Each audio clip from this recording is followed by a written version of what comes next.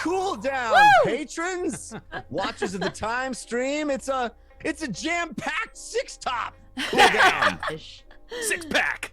Yeah, you know, the only way to take this cooldown with you is to put your fingers right between the seams. No, I was doing a six-pack, Jay. That was terrible. Jeff, I'm glad you're here. Honestly, really want to understand the six-pack joke. Yeah, so please explain. You know, you carry a six-pack. You put your fingers I right was thinking like a warden six-pack. Gotta put it. Yeah, that's no. what I was thinking. You gotta put it in no. between.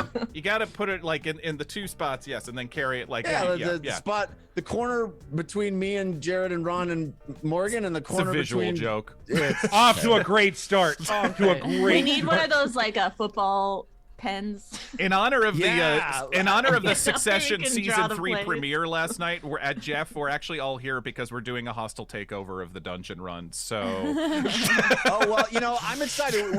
This is the Dungeon Cooldown, which is our show made possible from you, our patrons. Thank you, patrons, at patreon.com/thedungeonrun. You make the show possible. You make this ancillary show possible.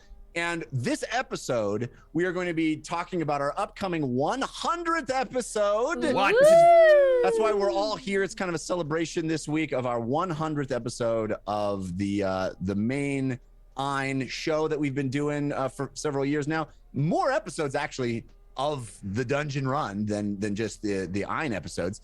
But we're about to do our 100th episode of that. So we're making a big deal about it, having a good time. And we're going to look back on episode 99, which I'm referring to as the episode the audience turned on me. Ooh, uh-huh. no. Wow, hot take. Hot take. It is. There's a lot of angry folks. Look, people don't know how reactions work in Any news is Dungeons good and news. Dragons. We got lots of questions. You can always submit questions for the cooldown. If you're a patron, there's always a Patreon thread that is posted with questions. We got lots of really cool questions from from the community. So many cool questions. And if you're in chat and we get through those questions, we'll get to the questions in chat as well. But I want to start with my own question. Oh. Because I'm curious how you guys felt about episode 99. As I said, the audience has turned on me. Please, someone. Everything was going great for 98 episodes. Everybody's like, wow, Jeff's so great. He's great. We like Jeff. And then all of a sudden episode 99 happens. And it's like, lynch Jeff, get him. Jeff. Everybody knows this who's done a show with Jeff Kanata. He's great for 98, and then as soon as he hits that, Alex said. That's what Alex said back in the day. He did. He said Jeff's expiration date. He's like, you're gonna get 98 out of him. We have 98 built into his contract. In chat, Jeff says, not everyone turned on you. I, for one, loved it. So. And I'll put this out there right away. I've said this many times about you, Jeff. I lost 7 levels. I trust you. Yeah. Thank you. Well, what people And for those of you who are turning on Jeff, trust Jeff. Oh, I'm not fishing for compliments. I appreciate the sentiment. I do, but I don't mean to fish for compliments by any stretch. Everybody compliment Jeff in the chat, please. was it the Lord of Crows having that special ability that made everybody upset? Because I feel for like a new show, fishing for compliments. I'm sorry. That's called every show on the internet. It's just Sorry, us Jeff. actually fishing and complimenting each other. It's not. I'm so happy to be spending my Monday with you all. Sorry, go ahead. Hey, Jess, you were saying something. No, I was We're just all saying in completely different moods. Have you noticed that? it is running the each gamut. one of us is in a completely different mood from each other. I thought it made sense. I think the Lord of Crows, his special ability to get the hilt or to find the hilt made total sense because we knew as characters that this was his mission. Yep. So we should have anticipated that he would have something like that. I mean, it's great that we didn't because that made it such an amazing moment. But in hindsight, I think that it does make sense as a player. Well, there was also, I mean, I think we kind of did know because even Ugo had said something about like, kill the crows. Like the crows are going to be an issue. They're not just around to watch things. There's clearly something about these crows. They're waiting on something.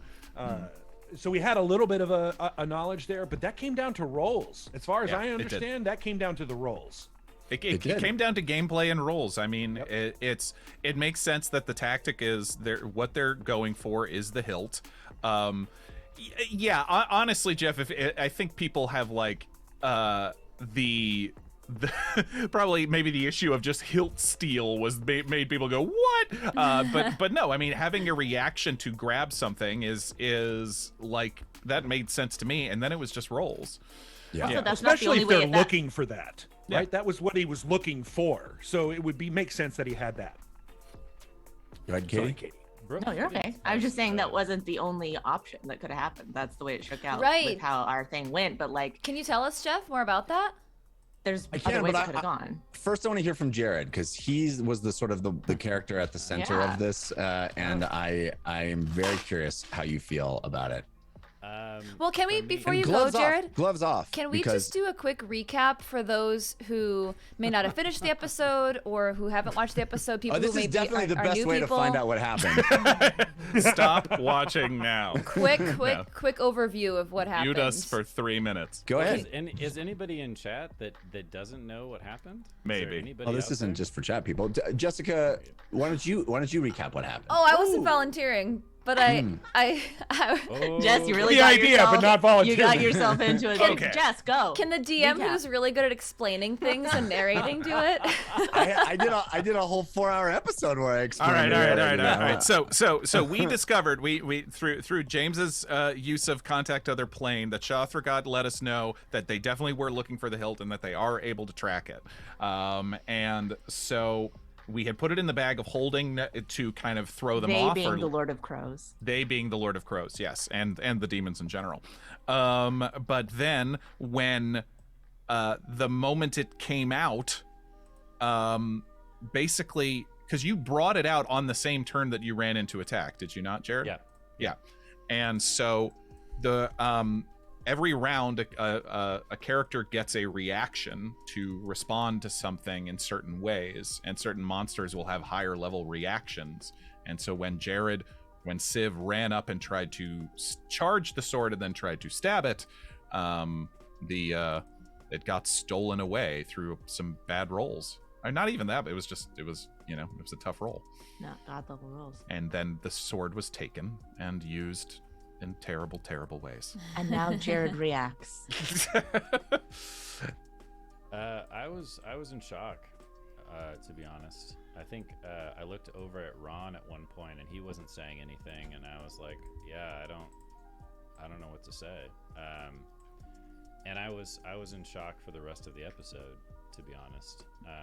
And it took a while for me to kind of come to terms with it and then accept it. Like, I went through all the stages, where you think about what you did and what you could have done different, and you get angry about it, and then you get sad. And at the very end, when I thought about it, like, deep Jared, can you down- turn up your audio a little bit? Yeah, We're getting it's comments, hard we for can't them hear to you. hear you. Yeah. How's that? Oh, Yeah. Oh. Yeah. a lot louder. Much. Better? Coming in strong. Too much. Hey. Have Back as much stuff. And you just a sounded. little bit. You sounded. Good? Yeah. At the end of the day, for me, it was kind of like the Ned Stark moment of Game of Thrones, where you're sitting there and you're like, but I really like this guy and I really want things to work out for him. And it just doesn't. That's the Yeah. reality of the situation. It just doesn't. That's a great way to put it. Yeah. You're right, Jared. Like, for the rest of the episode and even afterwards, I was still in a little bit of shock of what just happened. But when I was talking to Heather afterwards, post game, just kind of wrapped my head, bounced ideas and things off of that. It was like, it was Ned Stark. It was absolutely the Yeah. Ned Stark moment where it's like, I'm not mad because it makes sense in the story, but I'm really mad because that's a horrible way to go out. Sure. Yeah. And Yeah, so and he meant to do good. Like, he was trying to do the right thing, and he was trying to be honorable. And sometimes in the world, it's a dose of making- realism. yeah, making that honorable choice doesn't work out. It just doesn't. And it is one of those, just if we pull back to broad storytelling beats, the start of from the start of this story, kind of the feeling was that the 5 heroes of Bengal may have to, or their journey is possibly to become the new wardens. And for the new wardens to exist, that probably means that the old wardens have to die. And so maybe it was a foregone conclusion, as hard as it is to say, that some of these wardens were going to have to drop. And that's I can say that now, but it's like Obi-Wan dying in Star Wars. Spoiler alert: Obi-Wan dies in Star Wars. Like Wait, I we haven't didn't give a seen it spoiler yet. for Ned Stark, but we would do it for Obi-Wan. Hey, Ned Stark happens in season 1, so Season I one, don't think come on. I'm Obi-Wan never, happens I'm in never the first surprised by movie. when these kind of things happen because Jeff killed an entire island of my friends in the first 10 episodes. So yeah, that happened. so Jeff's just been waiting. He's just yeah, been waiting. Lily's been like, this stuff happens all the time. Yeah. Tragic. This And- is a tragic place. Happens To your all point, the time. Morgan. Good To your God. point, Morgan, about them having to die. They literally said so right after that. Right, like we're dying, and that's going to happen. Unless we get the so, moats Yeah, right. Unless we and can find save the them and are double heroes. What another thing it Which does, cancels like, its out. Oh god. another thing that it does totally confirm, which is a suspicion, if you go back to Jessica and mine's cooldown from a few weeks ago, is that somebody has been wanting the old ones to be weakened, and we know for sure now that it's the old ones. You mean the wardens? Or wants the wardens to be weakened. Yeah. Yes. Right. Yeah. Sorry. Yes. And so the old ones are trying to weaken the wardens so that they can come back. That Sure. feels confirmed to me. Yeah. Well, I think That was- everybody that we've been fighting against wants the wardens gone. Right. Yeah. But the wardens represent different things to different people. To the Ashen Correct. Mage, the wardens represent this symbol A lie. of your knowledge and your history and your everything being taken from you. And to the old ones, the wardens represent the last line of defense from us coming in and taking over the joint. I remember When when. I say go ahead. No, you go ahead. when I say the lie, I mean from her perspective. From Right. her perspective, it feels like she's been lied to about something, and she's upset about that. At least that's the feeling we get. Sure, the memory. I was just gonna say when the wardens came in, my mind was racing as Fahima. What does Fahima think about this? What should she say? What would she say? And I thought to myself, I think I and Fahima are both speechless at this situation, because Fahima in particular was told the fairy tale story of the wardens and was like, I'm gonna go find the wardens because my dad is trying to find the wardens and they're the protectors. And then she had doubts about their intentions, and now she really sees the Ashen Mage's perspective. So when they swoop in and help us, yet don't provide any answers, I didn't know what to say other than to try to ask more questions before they left. And we did talk about this after the episode, but Fahima did ask about the child of the wrong wardens, so we'll just have to pretend that she just said the child, not your child. Right. Because Osira They would all know about the child. Was it ever confirmed that Nicholas Kiln was the father of Osira as well? I don't think it I was don't know ever if that was actually confirmed. explicit. He was just there, right? Okay, no, okay. Fahima Yeah, it was just saying it to see if there would be some Sure. confirmation of that or not, making an assumption to see if Got it, they got would it. say, oh yeah, my kid, that was my baby. I'm gonna read a couple of the questions because we have some good questions from. Yeah, the- I think you should start with that from Ernie the- Thomas one. I was just going to transition into that. Oh yeah, okay, great. You want to do it, Jeff? Sorry, I didn't mean to cut you off. No, you're more than welcome to do it. I feel like it sort of transitions nicely into that question. Jeff's taking notes and tying the nooses to hang us all. That's what's happening. Ernie Thomas in the Patreon says, my question is free will. When the heroes time jumped to Whitebeard's crew, they had a discussion about being constrained in their actions to prevent timeline disruptions.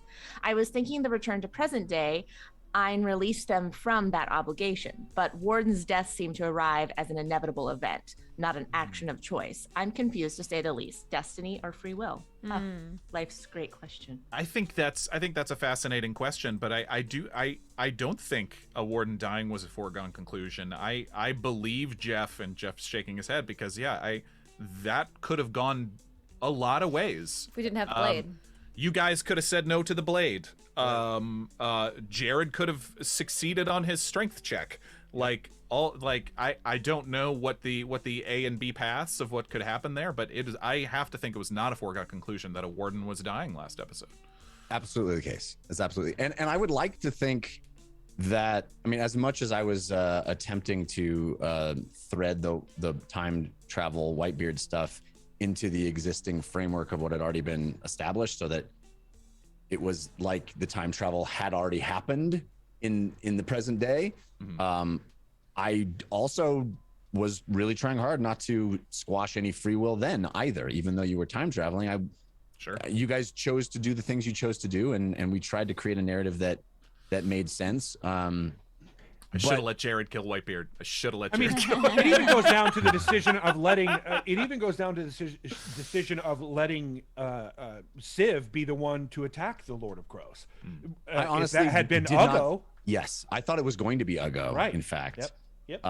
And I was very surprised it was Civ. Honestly, I think a lot of the reaction is because it was Civ, and Civ has gone through a lot. Everybody was rooting for a win for Civ, and especially one of the things I didn't anticipate is how beautiful and poignant Civ's plea to the Watchers was, and I think that accentuated the tragedy of that moment, because everybody was rooting for Civ to get a W, and I think that's something I did not. For those of you who don't understand sports terminology, I don't think I did not anticipate how emotionally invested everybody was going to be in that moment, and I think a lot of that feeling of something taken away, and I think a lot of the this discussion in the Discord and there's a lot you guys haven't seen. There's been a lot in the NoCast Zone Discord of people feeling like something was taken away. And in retrospect, I feel like it may have felt better, to not name it Hilt Steel. I think people just wished it had been named Disarm, even though it's just semantic, but whatever. Whatever. I named it that because I thought it was clearer. Like, it made it clearer that this dude, the Lord of Crows, was doing this thing. Like, it was specifically specific. Like, he wasn't going to steal any weapon. He was going to steal that weapon if he found it. But abilities are not always magical things that happen with your body. They can be things that you prepare for. Oh, sure. Right. And then the other thing that I think if I had, as I always say, if I'd had more time, things would have been better. And I was actually prepping 2 shows this week, so and people haven't found out that yet. But the other thing that I think I probably should have done in retrospect is allowed you guys to do things that wouldn't have accomplished anything, right? Like, I don't know what, maybe you guys would have come up with something that I couldn't possibly foresee that would have somehow thwarted the Lord of Crows. But in my mind, the Crows are soaring away with the weapon. The Lord of Crows has legendary resistance. Like, I just thought, let's just skip all that and get to what happens based on this variable, which is a variable. The variable is, did Civ win the contest of strength or not? And I thought from that point, from that variable, which was an absolute variable and not a foregone conclusion, but once that variable was decided, the story went here, and let's just explain it. Let's just explain the consequence of that die roll. Now, Rather than I can understand player frustrated with their choices not failing simply because they didn't have the abilities anyway. Right. Yeah. And I can understand. I think there's a lot of frustration that people felt like I removed the story from your hands and took it and explained a bunch of things, and that's not untrue. But I tried to not make it feel like I in my head it was, I have no idea what's going to happen. I have no idea what's going to happen. I have no idea what's going to happen. Okay, the die decided it. Now I do know what's going to happen, and now I'm going to tell you. Well, More and this is spoilers. Oh, go ahead, Katie. okay. Oh, I was just gonna say, this is another just a perfect example, I think, of something that we run into. It also kind of leads into our next question, which I'll get into soon, just so we get through some of them. But this is another, I think, I didn't feel like you took the story from us, Jeff, but I also think it's another example of a real balancing act that you have to do as the DM on this show, that it's a show. We're not doing a home game, right? So we don't have maybe the 8 hours that we would have had for this epic of a battle. We have to condense it and make sure that it is, you do such a good job, I think, of marrying cinematics and D&D, which is kind of what we have to do here, which is where some of these situations get like that, a little maybe abridged in some ways, but I didn't feel like you stole it from us.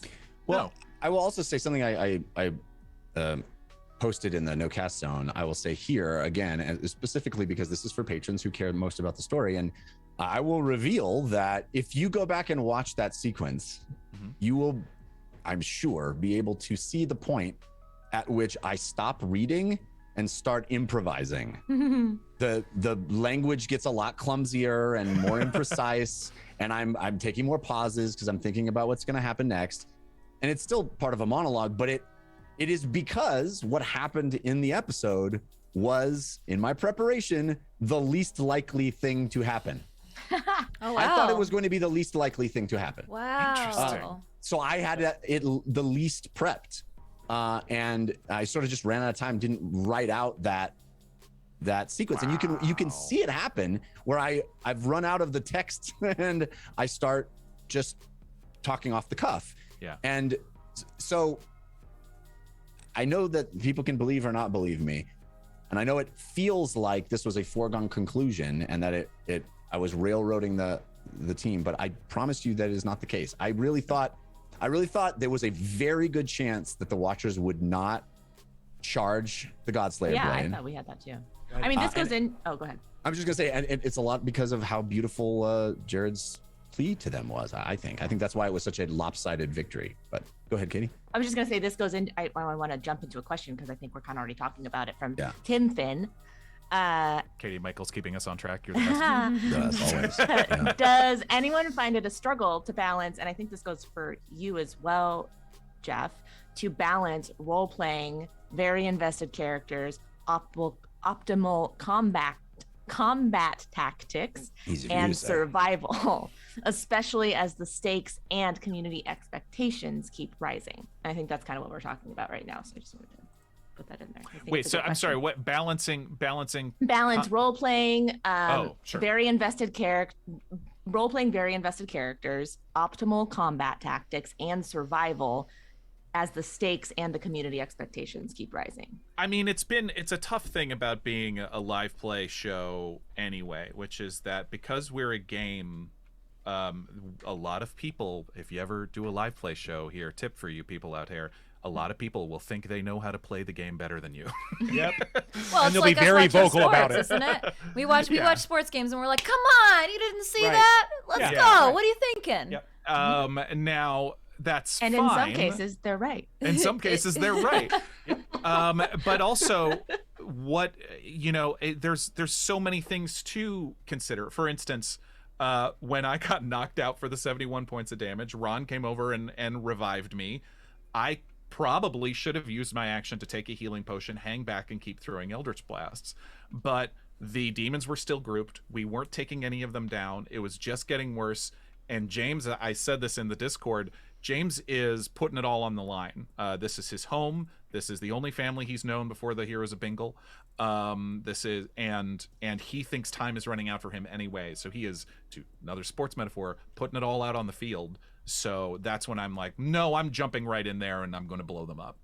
And so yeah, was it the smartest thing? Probably not. But James is not trying to die, but there's worse things than dying. I think Ron and I kind of talked about this last week on the Cooldown, balancing the survival and the role play and the decision making, because I was kind of talking about why Fahima, actually Jared and I touched on this too the week before that, why Fahima makes the certain decisions that she does, why she didn't want to necessarily fight in this demon fight because it was more about survival, that scale tipped. So I don't know, I think it's not that hard if you think about your character and the choices that they would make before the episode begins. If we take a little bit of time before the fight and we go, okay, what does my character want? Where do they want to go? What's important to them? And then you can kind of finesse that a little more easily. That's why Fahima ran. Yeah, and to be completely honest, we're all really good and practiced at being in character a lot. So when we make decisions, I'm making them in character. So typically, if they aren't necessarily decisions that a person might think they are right, or whatever the word you want to use, it's all made in character, right? It's all made in the moment. So you're using what you have in the moment to make a decision, just like every other human being on the planet. So go ahead.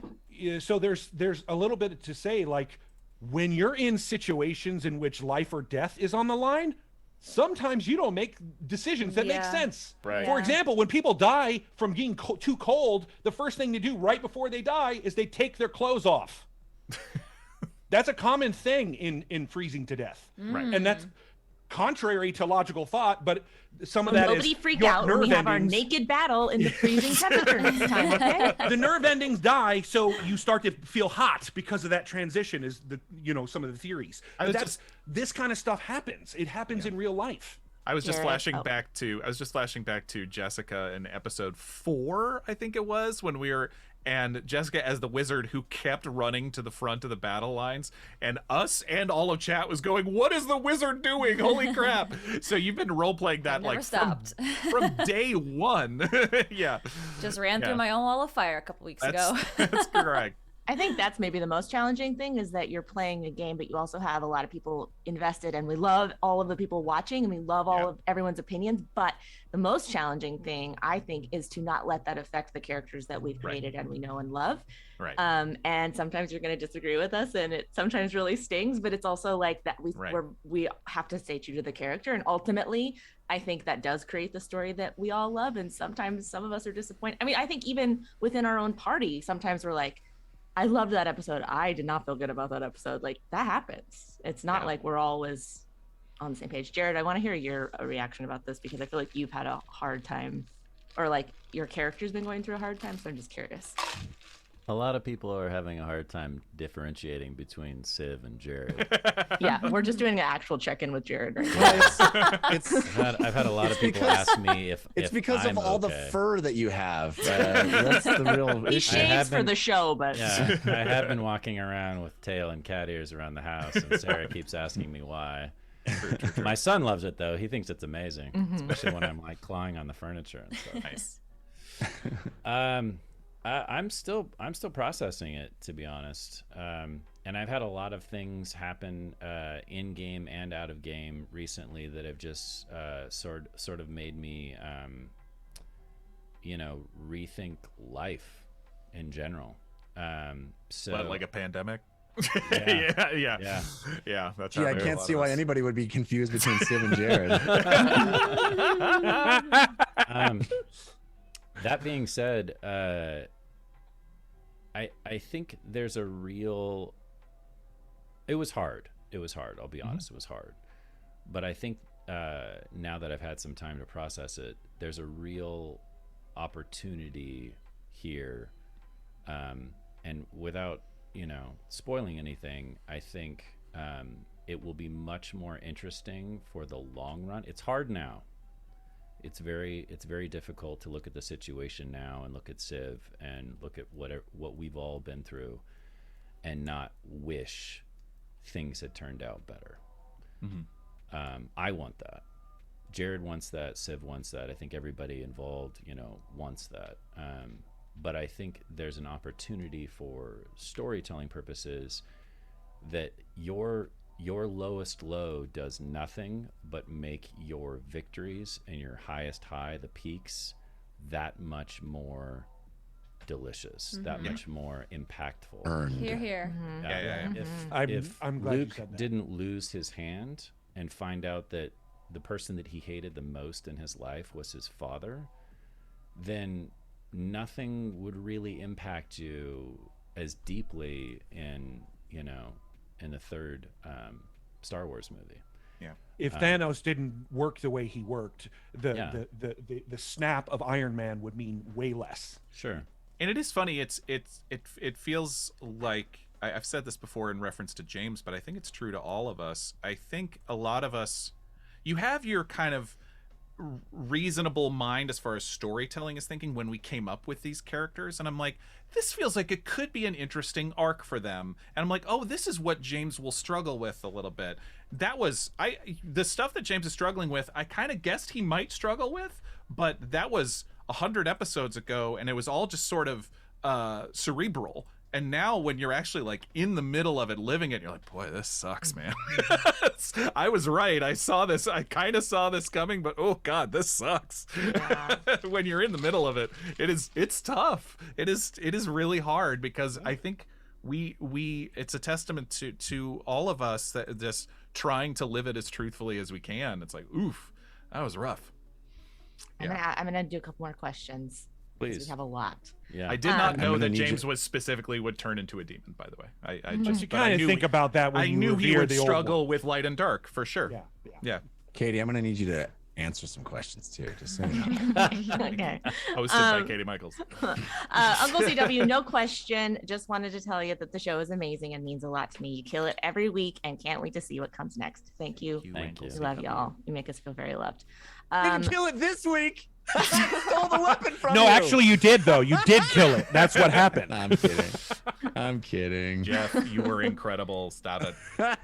I'm Stay just tuned for Fishing for Compliments from making the hole bigger. That's all. I really messed up this week, right, guys?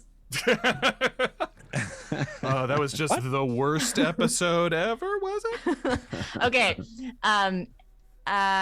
This question is for Jeff from Brooke Figgins.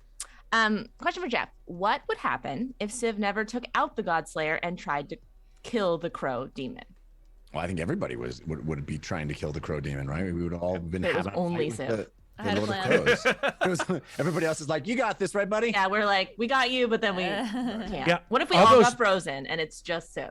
Ugo's next turn was literally going to pull out the grappling hook again for since a long time and try to wrangle that mother to the ground so that Civ could stab him in the back. And Fahima was going to use the but- belt to do flesh to stone to help all of this. Yeah. So the, Well, I the think fight this was is more ongoing. like if the hilt didn't get brought into this, yeah, what would you have? Yeah. That's exactly what I still would have done.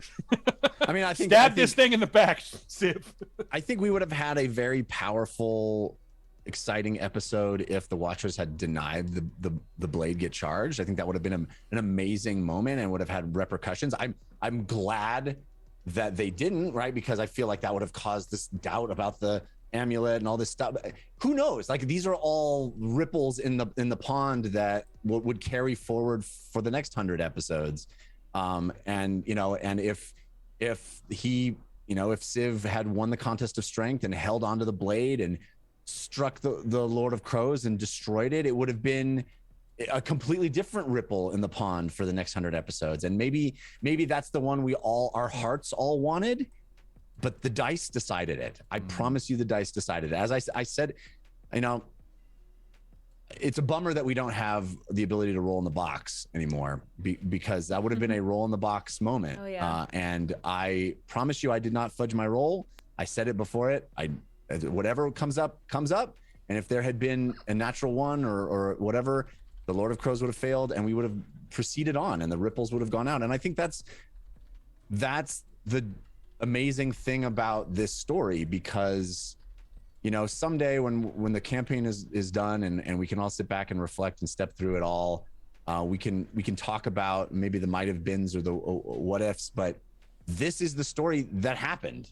And I think that's the magic of this kind of improvised storytelling, is for all my pre-thinking and planning and wondering and hoping, every single week I feel like I'm starting from zero again, because every single week I'm dealing with the repercussions of what the cast is doing, what you guys are doing, and how those things should ripple. Like, that's, you constantly, I think the job is that you have to constantly reconstitute what's happening based on what has happened. And and while I said yes, I wrote out 3 different ways that that moment could go, there's not really much of me while we're still playing that wants to kind of explain what I was thinking would happen, because that's not what happened. Right. That's not what happened, right? That And you could also cannibalize some of those things and use them later. So yeah, you shouldn't do that. But it's like, I think there's sort of an honor to the story, and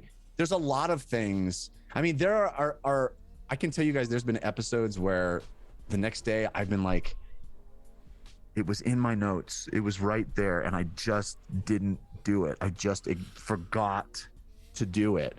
Or if I had just thought about this a little more, it would have been so much better if I'd done this. And you kind of have to just like let that go and go, this is the story as it happened. This is what happened. So I don't know. I believe in that. Yep. Well, Living this in is the kind moment. of plays into this next question from Aaron McLeod. which is curious if it's kind of multi-part, so I'm gonna go through this. Curious if there's any in-game decisions any of you wish you could have a do-over of. So we can let's do like a rapid fire of that one first. Oof.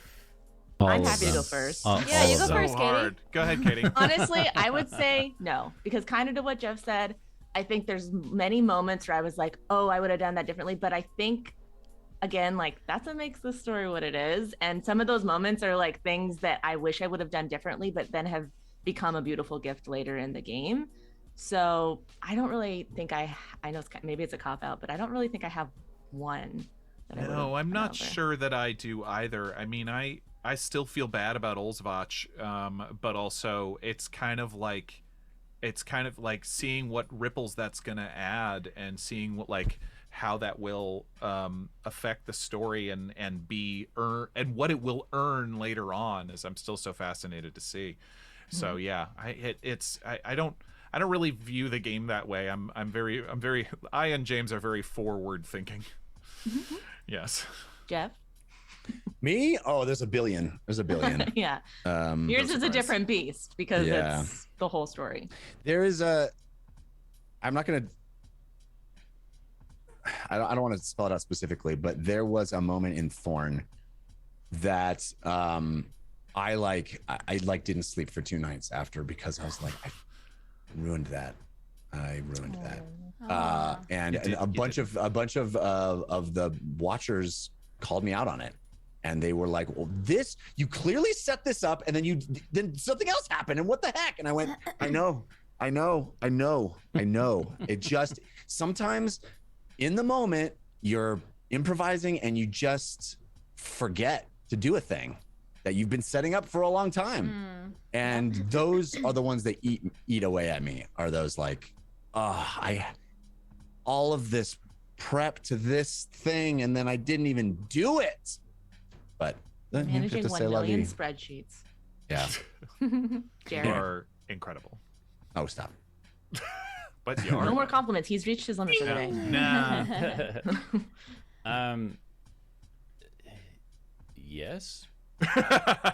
Lots. As far as any specific ones? Or one specific one that you can think of? Specific moments. I mean, I don't think we have enough time for even for one. I think Civ is part of his character is regrets. But not that Civ would have redone, but that Jared would have redone. Yeah. Yeah, I know. And again, I just am concerned you're not differentiating between the two in your real life, and so I just want to touch base on that. I've been smelling a lot of catnip lately. And, okay. So, no. As far as Jared is concerned, now I'm talking about myself in the third person. What Jared K-Jack is thinking is. Yeah. I mean, we'll take that as a regret. That's a good regret to have. Yeah. Should never have talked in the third person. Yeah. That's good. I don't know if there's like one specific moment that sticks out where I'm like, oh my God, I so wish I could, do that again. But there's definitely been games that I've had, much like everybody else here, where at the end of it, I was like, oh man, I wish I had done this, or I wish I had said this, or this would have been so cool. For sure. Or, I think that's natural, Yeah. I think that's normal. But I think a lot of those moments have come back to be, I don't know, I feel like they've led to beautiful moments also. Yes. So. Yeah. Sometimes. Yeah. Yeah. Sometimes you can have, beautiful mistakes. Yeah. Yeah, for sure. That's what my mom told me. Aww. Oh. Ron, do you have any? Oh, buddy. Totally kidding. I'm totally kidding. It was a joke. Mom is lovely. My mother is lovely, and she's very happy that she had me, of course. Ron, do you have any specific regrets? Can you? Oh, do I? In life? Yeah, a whole bunch. In game, again. Can we just Listen to the pretend for moderator. 1 hour that we're Everybody pull it totally together. fine? This is how we get through 3 questions in an hour. Is to have 6 people on the show. That's how we do it. I'm trying. No, because I think I'm in the same boat as you, Katie, and somebody brought it up. Just Jules, in fact, or not. R.S. Orden. I think of it like Bob Ross. accidents, happy accidents. Happy accidents. Jess? So Oh. regrets as Ugo, for sure, lots, but as Ron, no. Yeah. I think for me, it's been more out of game regrets. I don't think I regret anything that Fahima has done because, I mean, every time Fahima makes a mistake, Jeff like blows everybody's mind with a justification for it. So, and it turns out to be a really cool moment. But looking back on the first episodes, when people start to watch our show from the very beginning, I go, I wish I would have studied the Irish accent a bit more. I cannot stand. First episode is.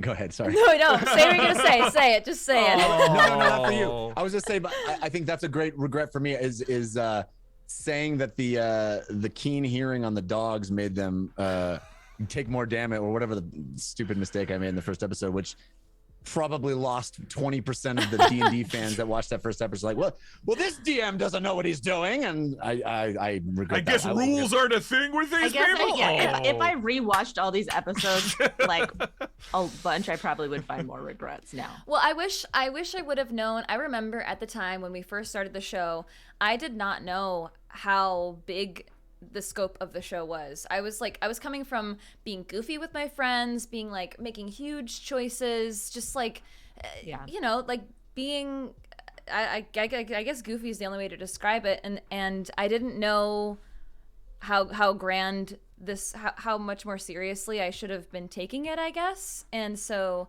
yeah, looking back on those first episodes, I'm like, I wish you would have put more thought, more depth into the role playing. But I mean, in the end, it works out because I just hope that those who introduce their friends to the show say all of these characters are vastly different from where they began. So if you have any problems with anybody, just know that the growth, exactly, just Jules, that there's lots of growth that's happened with the characters. And I also regret fighting with Jeff that one time about the Mephits in the haunted house. I deeply regret that moment, and I'm never ever gonna forget it. And I'm sorry. That hurts my heart. That hurts my heart. But you know what you said? That one. Well, you said, Jessica, I am exactly the same as you. I feel like that first episode, I vastly underestimated what I needed to come to the table with. And if I had known, I would never have done the show. Right. Well, thank goodness. I mean, Aaron, sorry, go ahead. I was just gonna say, Aaron McLeod says in this, finally, that he has another question, but I'm not sure I'll have time for it. But given this is episode 100 coming up, how was Jeff supposed to do this in 10 episodes? And I think that is one of the answers to that, right? Like, we didn't know fully. If I had known it was going to be 100 episodes, I would never have said yes. Yeah. And if I had known it, like, I had such little understanding. It's the same, exactly what you said, Jessica, is that I went from doing a house game with my friends where none of the people playing cared about the rules. Exactly. We were just having fun. Yes. To blasting it out to thousands of people where there's going to be a percentage of people who really care about the rules. Yes. And I just didn't grok that. I didn't think people would be that. I don't know. I just didn't understand it. Yeah. And I think if I had, I would have been crushed under the weight of having to absorb all of the minutia before we started, and it wouldn't have. I wouldn't have been able to do it. It's one of those things that I think our expectations. I mean, whether it's like, whether we want to call it imposter syndrome or whatever, but like going into from the start, like, yeah, we were just, we'd known each other for like a week, and we'd sat around the table exactly once before episode 1, and so it was like, yeah, that's why the moments like episode 5 and episode 3 and like when we're really starting to like surprise each other with the amount of depth that things are hitting with are so precious and so amazing. Yeah, and the whole like 10 episodes into 100 question, from my perspective at least, is I am blessed by the fact that I had 5 people that brought a richness that was mineable to get to 100. And we were all willing to, like, when we discovered that kind of depth, we all went, yeah, let's keep going. Yeah. And also, I think a lot of what Ron talks about with happy accidents and is that I can't explain why I like made an entire map of Ein thinking we were only going to get to this much of it. Like, I don't know why, but I did. And because there is no free will, Jeff. There's no free will. Yeah, and our writer's room has been working. It's like the whole show's pre-written. I have to leave in a second because I have to go to another job, but I want to ask, finish up a couple more questions. Aaron McLeod had multiple questions. I don't think we have time to fully get into this because everyone's different, but I think it's an interesting question, which was, what sort of notes do you like to take during the game as a character or DM? I imagine you track NPCs that you meet, but do you track specific ones in episodes, ideas for the future?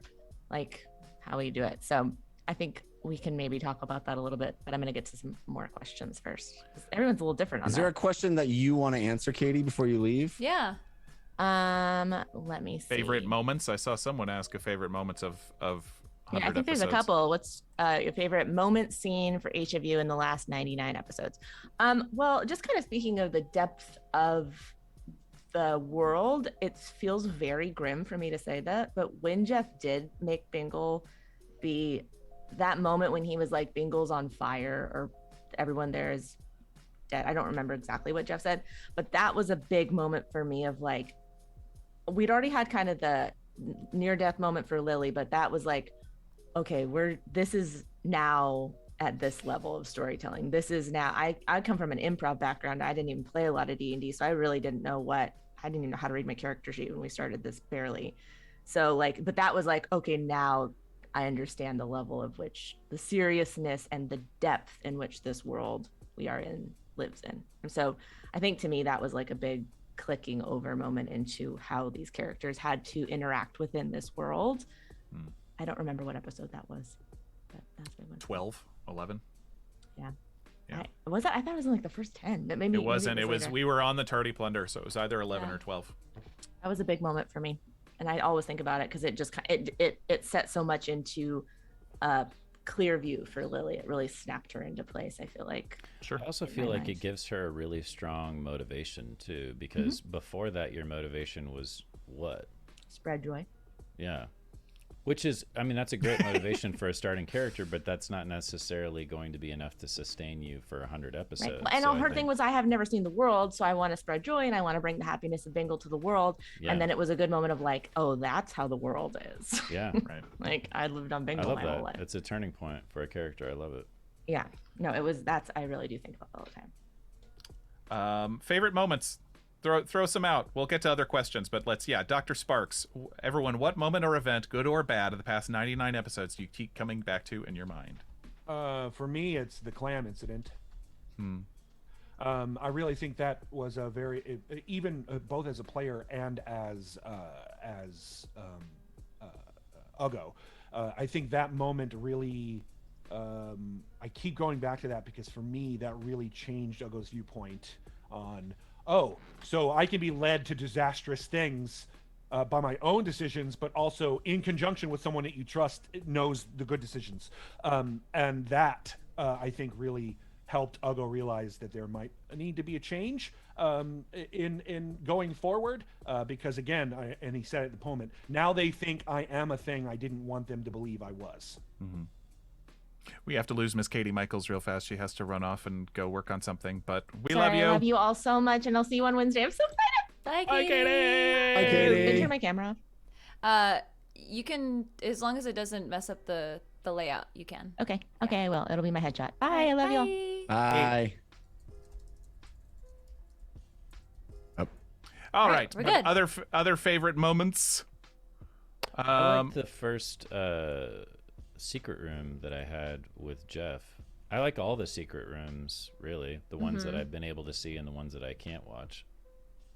So I think that I don't know, maybe I want that to come back in some way at some point, because I think that is another way to kind of set us apart from other D&D shows, is that we were willing to take that time and have there be moments where we really truly don't know what's going on with the other cast members, so we can't metagame and we can't necessarily call each other out and what have you. Sure.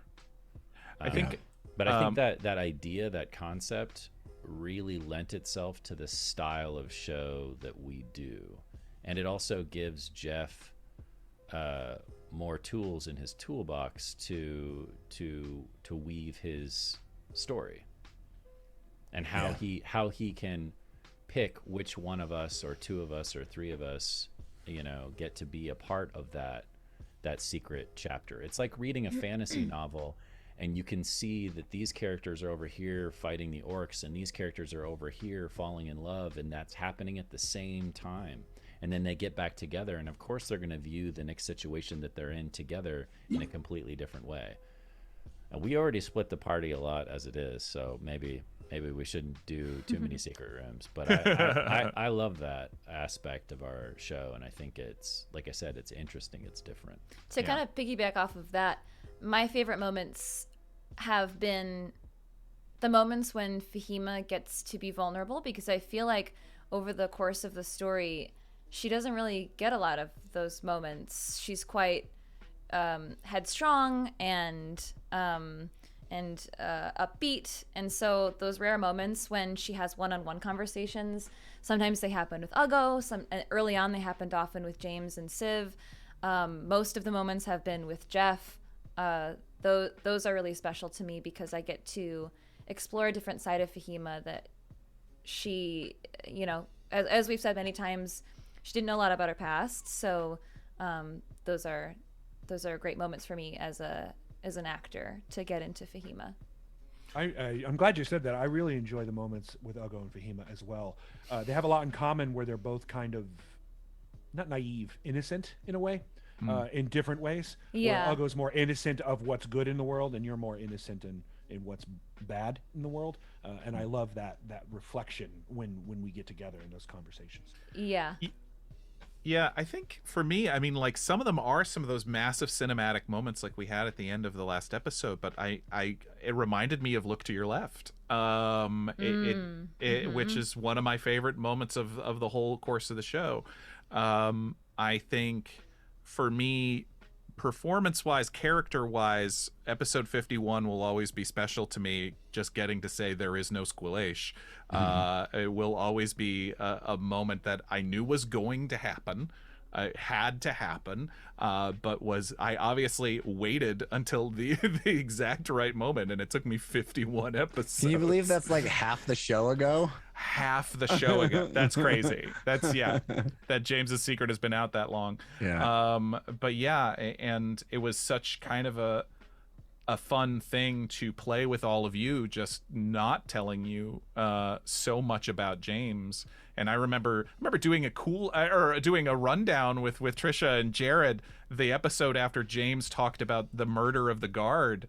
And when Jared was like, I didn't think you made any sense as a character until this week. It wasn't cruel, but it was just sort of like, you didn't make sense to me. And it filled in all of the holes that I was wondering about, you know. And there was these black spots with James that I knew there was something there, but it's like looking at a puzzle when you're missing half the pieces. Right. And you're like, well, how is this going to make sense? And then when that happened, it was like 5 major pieces got put onto the board, and it's like, oh, now I see the picture. Now I see what makes him tick. It does go back to a funny thing where it's like, if it had been only 10 episodes, how would James have felt? Because I would have rushed some things and tried to reveal some things in 10 episodes so that he made some semblance of sense. But I was allowed to slow burn to an extreme degree how things were revealed. Yeah. This is an interesting one from Cash Beast, Jeff. Is it difficult to strike a balance between big epic world events, because talking about our favorite moments, some of them are very big and some are very small, and small intimate personal encounters as we get further into the story? It seems like everything is getting bigger and badder in scope. Love the show and congrats on reaching 100. Thanks, Cash Beast. I don't know. I don't see that as a particular challenge. I see it more as an opportunity, because I think that all of you guys bring such wonderful intimacy and intimate moments.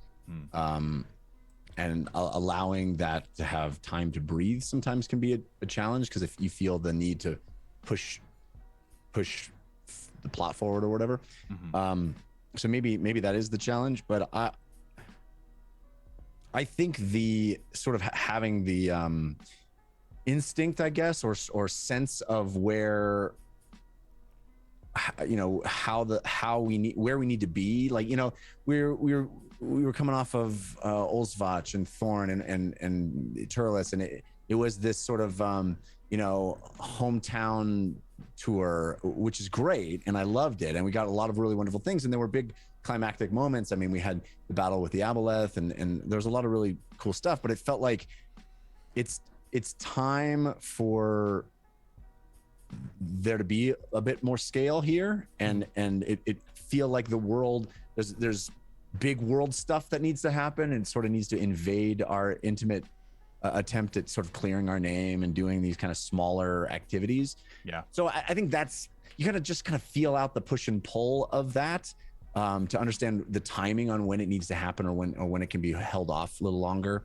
But mostly, I'm again really lucky to have actors who know how to find those beautiful moments themselves and create it amongst themselves, and I'm not responsible for, you know, a lot of them. It just, you guys do them with each other.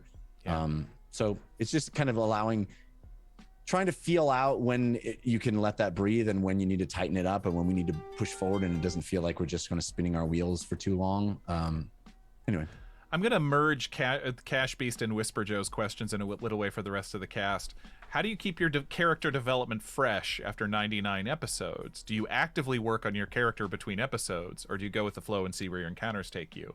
And then Whisper Joe, and this is merged in the same way, thinking back to episode 1, how are your characters different now than you expected / planned them to be? I mean, I'll answer for myself. I take my most amount of notes in between episodes. And most of them are just James thoughts, because I do try to go with the flow in the episode, but we'll blow past moments of like, well, James had a few hours to think about something there, and so I'll have my gut instinct, but then it's just sort of like, well, let's make sure that I'm, you know, trying to keep everything in mind. And this is a man who is not sleeping, and so he gets time to overthink everything. And so in terms of, I mean, how James is different than I anticipated him, I didn't plan James out. I just sort of, I set the dice in motion. I set the table in motion, and then go like, I think this will kind of be playing with this and playing with that. But then I've said this before, it's like I put the elements on the table, but then I'm willing to throw out all of them if better things show up. So there is some planning, there is some note taking between sessions about trying to burrow down more specifically on X or Y, to think about something. But but then a lot of it is just being present and listening in the moment to these wonderful people. What was the original question?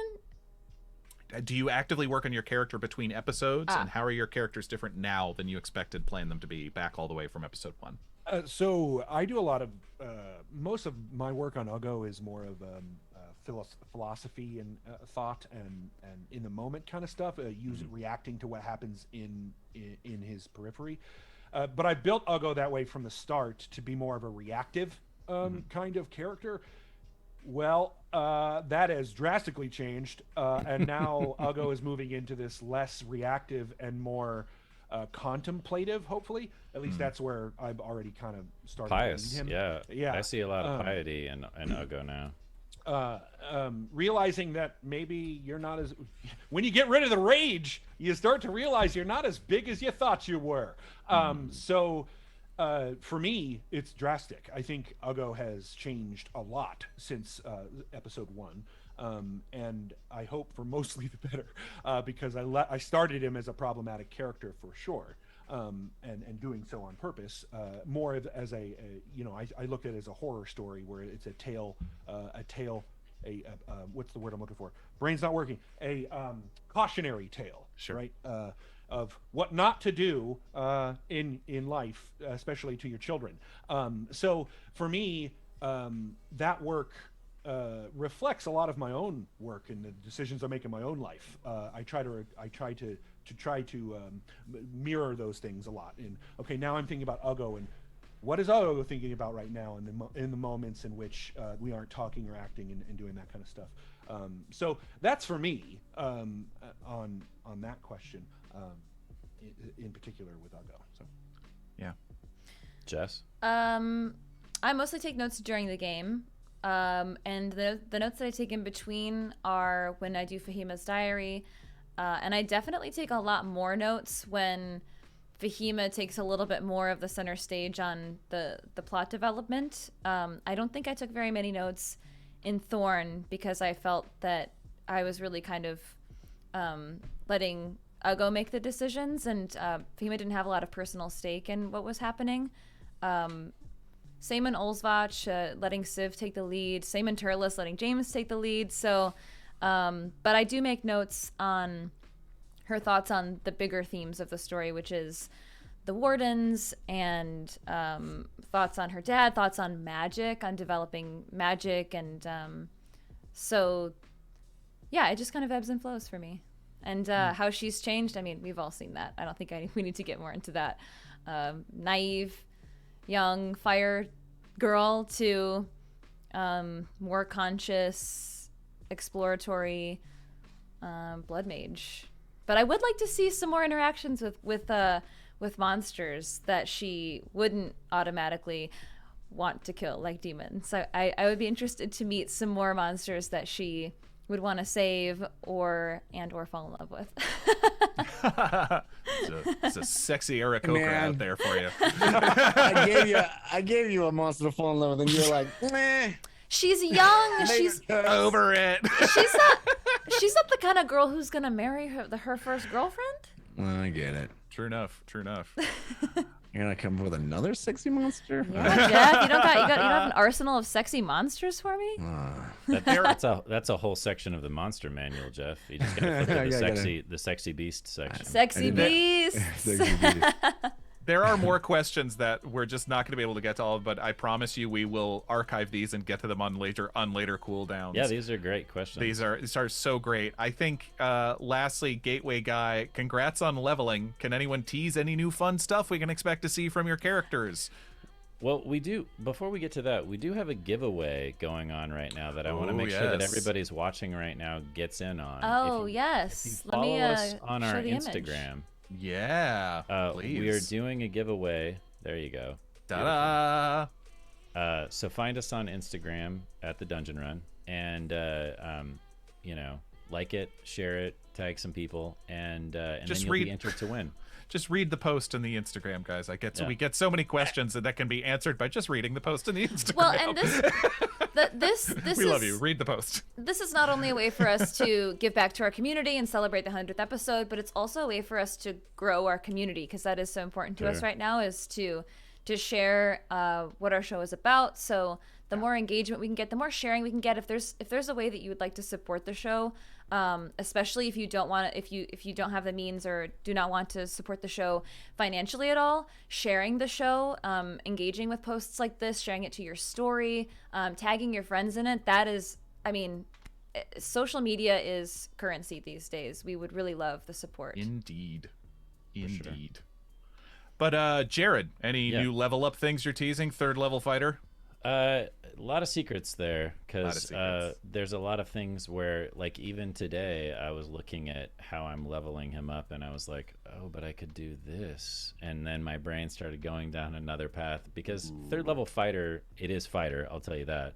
Third level fighter, there's some really big choices that you have, especially if you're pairing it with swashbuckler rogue. True.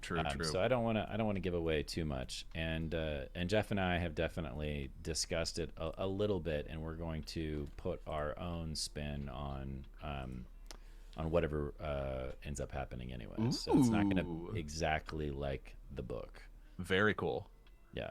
I've talked about it in Discord. James gets a third spell slot. Oh my god! Hooray! He also gets a third Eldritch Blast. Every time I cast Eldritch Blast, it's boom, boom, boom, which is a potential of 3d10 when I hit with Eldritch Blast, which is a great cantrip. Yeah. Yep. More stuff. Do you get I might an invocation. You get an. I don't get a invocation? new one, but every time I level up, I can swap out one. I might swap out one. I keep going back and forth on that. We'll see.